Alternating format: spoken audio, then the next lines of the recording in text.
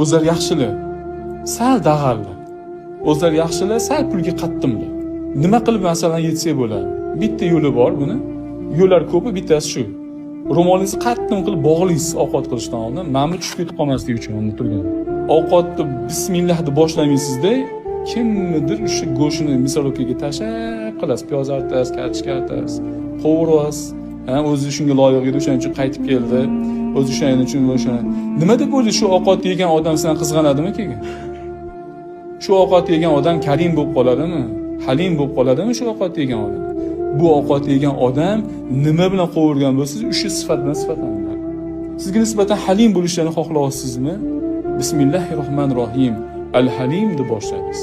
Al-Halim, Al-Halim, Al-Halim deb qo'rvasiz o'tganda ham Al-Halim deb berdingiz. Shu narsani ko'p takror qilsangiz, bu kishida halimlik sifati paydo bo'ladi. Karim bo'lishni xohlayapsizmi? Shuni ayting. Nima xohlayapsiz? So'rang. Qalblarni ochishni xohlayapsizmi? Robbimizdan Al-Fattah degan ismlari bor, zikr qilinglar. Aytishadi, bitta bismillah ayol 40 ta namozxonni namozdan chiqarib olish xavfi bor. Bitta bismillah bilan taom qiladigan ayol 40 ta benamozni